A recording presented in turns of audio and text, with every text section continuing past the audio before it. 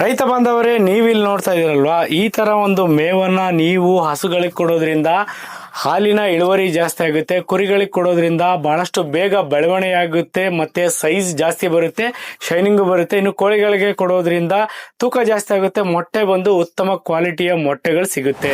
ನಿಮಗೆ solar operated system ಬೇಕಾ? ಅದು ಸಿಗುತ್ತೆ. ಬ್ಯಾಟರಿ ಆಪರೇಟೆಡ್ ಸಿಸ್ಟಮ್ ಬೇಕಾ? ಅದು ಸಿಗುತ್ತೆ. ಬೇಡ ನಿಮ್ಗೆ ಕರೆಂಟ್ ಆಪರೇಟೆಡ್ ಸಿಸ್ಟಮ್ ಬೇಕಾ? ಅದನ್ನು ಸಿಗುತ್ತೆ. ಈ ತರ ಒಂದು ಹೈಡ್ರೋಫೋನಿಕ್ ಮಾದರಿಯಲ್ಲಿ ನೀವು ಒಂದು ಮೇವನ್ನ ಬೆಳೆಸೋದ್ರಿಂದ ನಿಮ್ಗೆ ಆರ್ಥಿಕವಾಗಿ ಲಾಭ ಸಿಗುತ್ತೆ, ಮತ್ತೆ ಶ್ರಮ ಉಳಿಯುತ್ತೆ. ಅಂದ್ರೆ ಲೇಬರ್ ಕೆಲಸನೂ ಸಹ ಕಡಿಮೆ ಆಗುತ್ತೆ. ಅಷ್ಟೇ ಅಲ್ಲದೆ ಬರೀ ಕೇವಲ ಬೇಸಿಗೆಗಾಲ ಅಂತಲ್ಲ, ಬೇಸಿಗೆಗಾಲ, ಮಳೆಗಾಲ, ಚಳಿಗಾಲ, ವರ್ಷದ 365 ದಿನಗಳಲ್ಲೂ ಸಹ ಈ ತರ ಒಂದು ಪದ್ಧತಿಯಲ್ಲಿ ನೀವು ಮೇವನ್ನ ಬೆಳೆಸ್ಕೋಬಹುದು. ರೈತ ಬಾಂಧವರೇ, ನೀವು ಸಾಕ್ತಿರೋ ಕುರಿ, ಕೋಳಿ, ಹಸುಗಳಿಗೆ ಮೇವಿನ ಸಮಸ್ಯೆ ಇದೆಯಾ? ಹಾಗಾದ್ರೆ ಬನ್ನಿ, ಹೈಡ್ರೋಫೋನಿಕ್ ಮಾದರಿಯಲ್ಲಿ ಮೇವನ್ನ ಬೆಳೀರಿ.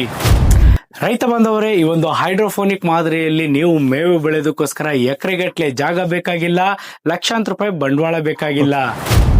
ಇನ್ಯಾಕ್ ತಡ ಮಾಡ್ತಾ ಇದ್ರ ರೈತ ಬಾಂಧವರೇ? ನೀವೇನಾದ್ರೂ ಒಂದು ಹೈಡ್ರೋಫೋನಿಕ್ ಮಾದರಿಯಲ್ಲಿ ಮೇವನ್ನ ಬೆಳಿಬೇಕು ಅಂತಂದ್ರೆ ಕೆಳಗಡೆ ಬರ್ತಾ ಇರೋ ನಂಬರ್ಗೆ ಕರೆ ಮಾಡಿ ಅಂತ ಹೇಳ್ತಾ ವಿಡಿಯೋನ ಇಲ್ಲಿಗೆ ಮುಗಿಸ್ತಾ ಇದೀನಿ.